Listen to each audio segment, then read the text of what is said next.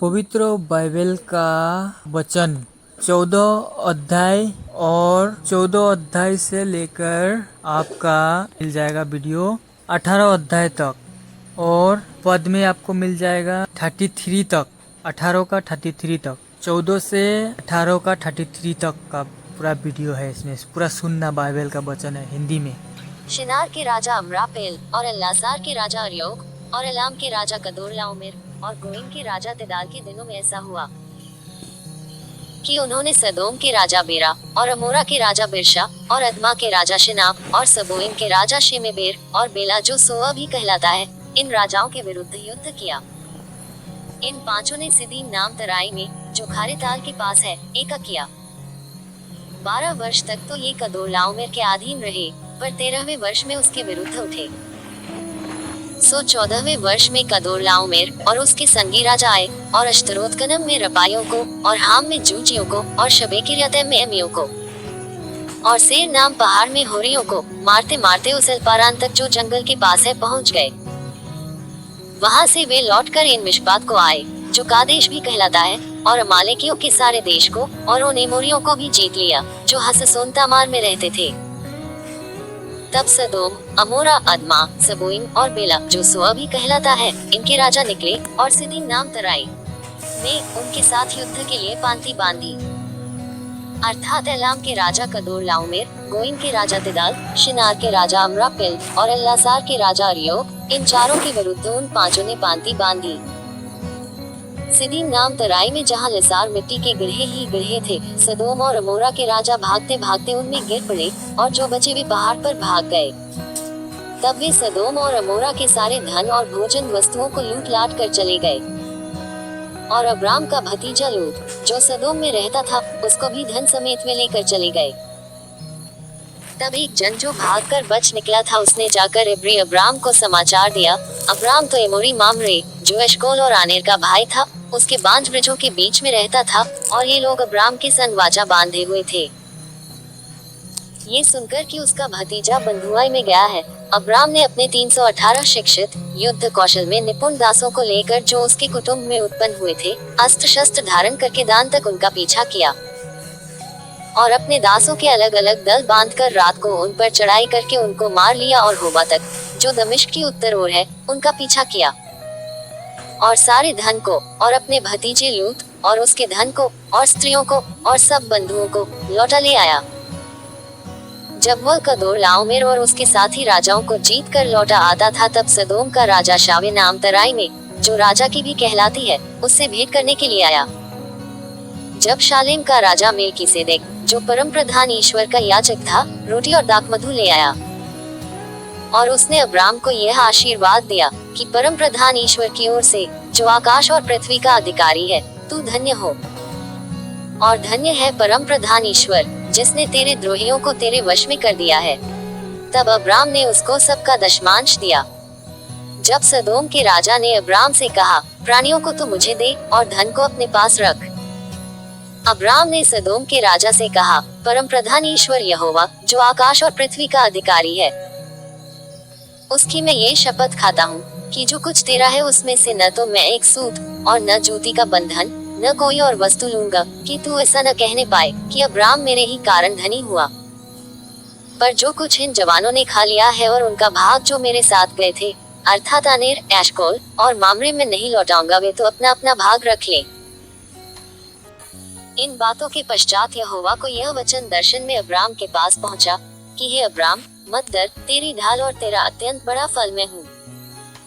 Abram ने कहा, हे प्रभु यहोवा, मैं तो निर्वंश हूँ और मेरे घर का वारिस ये दमिश्की एलीएजेर होगा, सो तू मुझे क्या देगा?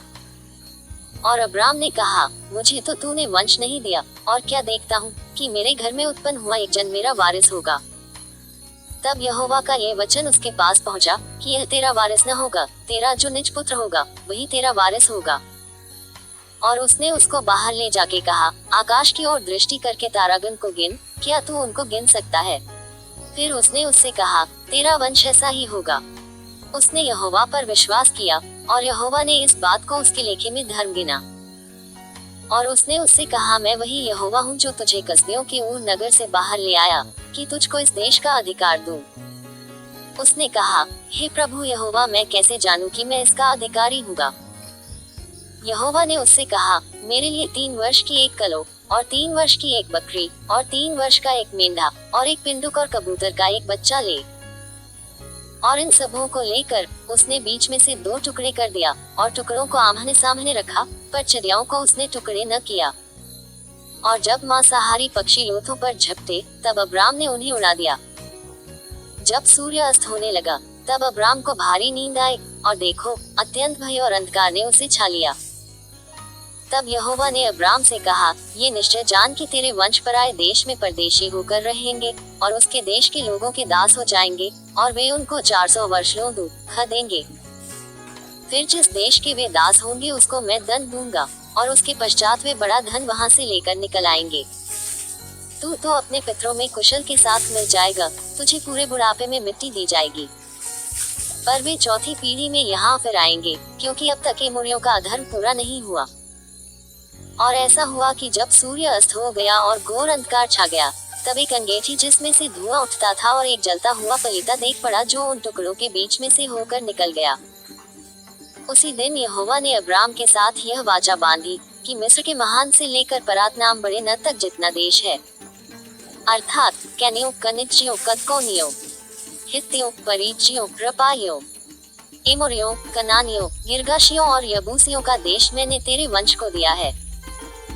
अब्राम की पत्नी सारा के कोई संतान न थी, और उसके हाजरा नाम की एक मिस्री लोड़ी थी। सो सारा ने अब्राम से कहा, देख, यहोवा ने तो मेरी कोख बंद कर रखी है, सो मैं तुझसे विनती करती हूँ कि तू मेरी लोड़ी के पास जा, संभव है कि मेरा घर उसके द्वारा बस जाए। सो सारा की यह बात अब्राम ने मान ली। सो जब अब्राम को कनान देश में रहते 10 वर्ष बीत चुके, तब उसकी स्त्री सारा ने अपनी मिस्री लोड़ी हाजरा को लेकर अपने पति अब्राम को दिया कि वह उसकी पत्नी हो। और वह हाजरा के पास गया, और वह गर्भवती हुई, और जब उसने जाना कि वह गर्भवती है, तब वह अपनी स्वामिनी को अपनी दृष्टि में तुच्छ समझने लगी। तब सारा ने अब्राम से कहा, जो मुझ पर उपद्रव हुआ सो तेरे ही सिर पर हो, मैंने तो अपनी लोड़ी को तेरी पत्नी कर दिया, पर जब उसने जाना कि वह गर्भवती है, तब वह मुझे तुच्छ समझने लगी। सो यहोवा मेरे और तेरे बीच में न्याय करे। अब्राम ने सारा से कहा, देख, तेरी लोड़ी तेरे वश में है, जैसा तुझे भला लगे वैसा ही उसके साथ कर। सो सारा उसको दुख देने लगी, और वह उसके सामने से भाग गई। तब यहोवा के दूत ने उसको जंगल में शूर के मार्ग पर जल के एक सोते के पास पाकर कहा, हे सारा की लोड़ी हाजरा, तू कहाँ से आती और कहाँ को जाती है? उसने कहा, मैं अपनी स्वामिनी सारा के सामने से भाग आई हूँ। यहोवा के दूत ने उसे कहा, अपनी स्वामिनी के पास लौट जा और उसके वश में रह। और यहोवा के दूत ने उसे कहा, मैं तेरे वंश को बहुत बढ़ाऊंगा, यहाँ तक कि बहुतायत के कारण उसकी गणना न हो सकेगी। और यहोवा के दूत ने उससे कहा, देख, तू गर्भवती है और पुत्र जनेगी, सो उसका नाम इश्माएल रखना, क्योंकि यहोवा ने तेरे दुख का हाल सुन लिया है। और वह मनुष्य बनेले गदहे के समान होगा, उसका हाथ सबके विरुद्ध उठेगा और सबके हाथ उसके विरुद्ध उठेंगे, और वह अपने सब भाई बंधुओं के मध्य में बसा रहेगा। तब उसने यहोवा का नाम जिसने उससे बातें की थी अत्तैलरोई रखकर कहा कि क्या मैं यहाँ भी उसको जाते हुए देखने पाई जो मेरा देखने हारा है। इस कारण उस कुएं का नाम लहरोई कुआं पड़ा, वह तो कादेश और बेरेत के बीच में है। सो हाजरा अब्राम के द्वारा एक पुत्र जनी, और अब्राम ने अपने पुत्र का नाम जिसे हाजरा जनी इश्माएल रखा। जब हाजरा ने अब्राम के द्वारा इश्माएल को जन्म दिया, उस समय अब्राम 86 वर्ष का था। जब अब्राम 99 वर्ष का हो गया, तब यहोवा ने उसको दर्शन देकर कहा, मैं सर्वशक्तिमान ईश्वर हूँ, मेरी उपस्थिति में चल और सिद्ध होता जा, और मैं तेरे साथ वाचा बांधूंगा और तेरे वंश को अत्यंत ही बढ़ाऊंगा। तब अब्राम मुंह के बल गिरा, और परमेश्वर उससे यूं बातें कहता गया, देख, मेरी वाचा तेरे साथ बंधी रहेगी, इसलिए तू जातियों के समूह का मूल पिता हो जाएगा। सो अब से तेरा नाम अब्राम न रहेगा, परंतु तेरा नाम इब्राहिम होगा, क्योंकि मैंने तुझे जातियों के समूह का मूल पिता ठहरा दिया है। और मैं तुझे अत्यंत ही फुलाऊंगा, और तुझको जाति जाति का मूल बना दूंगा, और तेरे वंश में राजा उत्पन्न होंगे। और मैं तेरे साथ और तेरे पश्चात पीढ़ी पीढ़ी तक तेरे वंश के साथ भी इस आशय की युग युग की वाचा बांधता हूँ कि मैं तेरा और तेरे पश्चात तेरे वंश का भी परमेश्वर रहूंगा। और मैं तुझको और तेरे पश्चात तेरे वंश को भी ये सारा कनान देश जिसमें तू परदेशी होकर रहता है इस रीति दूंगा कि वह युग युग उनकी निज भूमि रहेगी और मैं उनका परमेश्वर रहूंगा। फिर परमेश्वर ने इब्राहिम से कहा, तू भी मेरे साथ बांधी हुई वाचा का पालन करना, तू और तेरे पश्चात तेरा वंश भी अपनी अपनी पीढ़ी में उसका पालन करे। मेरे साथ बांधी हुई वाचा जो तुझे और तेरे पश्चात तेरे वंश को पालनी पड़ेगी सो यह है कि तुम में से एक एक पुरुष का खतना हो। तुम अपनी अपनी खलड़ी का खतना करा लेना। जो वाचा मेरे और तुम्हारे बीच में है उसका यही चिन्ह होगा। पीढ़ी पीढ़ी में केवल तेरे वंश ही के लोग नहीं पर जो तेरे घर में उत्पन्न हो वह परदेशियों को रुपा देकर मोल लिए जाए। ऐसे सब पुरुष भी जब 8 दिन के हो जाए तब उनका खतना किया जाए। जो तेरे घर में उत्पन्न हो अथवा तेरे रुपए से मोल लिया जाए उसका खतना अवश्य ही किया जाए। सो मेरी वाचा जिसका चिन्ह तुम्हारी देह में होगा वह युग युग रहेगी। जो पुरुष खतना रहित रहे अर्थात जिसकी खलड़ी का खतना न हो वह प्राणी अपने लोगों में से नाश किया जाए क्योंकि उसने मेरे साथ बांधी हुई वाचा को तोड़ दिया। फिर परमेश्वर ने इब्राहिम से कहा, तेरी जो पत्नी सारा है उसको तू अब सारा न कहना, उसका नाम सारा होगा। और मैं उसको आशीष दूंगा और तुझको उसके द्वारा एक पुत्र दूंगा और मैं उसको ऐसी आशीष दूंगा कि वह जाति जाति की मूल माता हो जाएगी और उसके वंश में राज्य राज्य के राजा उत्पन्न होंगे। तब इब्राहिम मुंह के बल गिर पड़ा और हंसा और अपने मन ही मन कहने लगा, क्या 100 वर्ष के पुरुष के भी संतान होगा और क्या सारा जो 90 वर्ष की है पुत्र जनेगी। और इब्राहिम ने परमेश्वर से कहा, इश्माइल तेरी दृष्टि में बना रहे, यही बहुत है। तब परमेश्वर ने कहा, निश्चय तेरी पत्नी सारा के तुझसे एक पुत्र उत्पन्न होगा और तू उसका नाम इसहाक रखना और मैं उसके साथ ऐसी वाचा बांधूंगा जो उसके पश्चात उसके वंश के लिए युग युग की वाचा होगी। और इश्माइल के विषय में भी मैंने तेरी सुनी है, मैं उसको भी आशीष दूंगा और उसे फुलाऊंगा और अत्यंत ही बड़ा दूंगा। उससे 12 प्रधान उत्पन्न होंगे और मैं उसे एक बड़ी जाति बनाऊंगा। परंतु मैं अपनी वाचा इसहाक ही के साथ बांधूंगा जो सारा से अगले वर्ष के इसी नियुक्त समय में उत्पन्न होगा। तब परमेश्वर ने इब्राहिम से बातें करनी बंद की और उसके पास से ऊपर चढ़ गया। तब इब्राहिम ने अपने पुत्र इश्माइल को उसके घर में जितने उत्पन्न हुए थे और जितने उसके रुपए से मोल लिए गए थे, निदान उसके घर में जितने पुरुष थे, उन सबों को लेके उसी दिन परमेश्वर के वचन के अनुसार उनकी खलड़ी का खतना किया। जब इब्राहिम की खलड़ी का खतना हुआ तब वह 99 वर्ष का था और जब उसके पुत्र इश्माइल की खलड़ी का खतना हुआ तब वह 13 वर्ष का था। इब्राहिम और उसके पुत्र इश्माइल दोनों का खतना एक ही दिन हुआ। और उसके घर में जितने पुरुष थे जो घर में उत्पन्न हुए तथा जो परदेशियों के हाथ से मोल लिए गए थे, सबका खतना उसके साथ ही हुआ। इब्राहिम मामरे के बांजों के बीच कड़ी धूप के समय तंबू के द्वार पर बैठा हुआ था। तब यहोवा ने उसे दर्शन दिया और उसने आंख उठाकर दृष्टि की तो क्या देखा कि 3 पुरुष उसके सामने खड़े हैं। जब उसने उन्हें देखा तब वह उनसे भेंट करने के लिए तंबू के द्वार से दौड़ा और भूमि पर गिरकर दंडवत की और कहने लगा, हे प्रभु, यदि मुझ पर तेरी अनुग्रह की दृष्टि है तो मैं विनती करता हूँ कि अपने दास के पास से चले न जाना। मैं थोड़ा सा जल लाता हूँ और आप अपने पांव धोकर इस वृक्ष के तले विश्राम करें।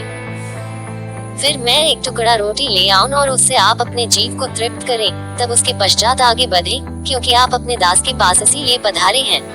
उन्होंने कहा, जैसा तू कहता है वैसा ही कर। सो इब्राहिम ने तंबू में सारा के पास फुर्ती से जाकर कहा, 3 सा मैदा फुर्ती से गूंद और फूल के बना।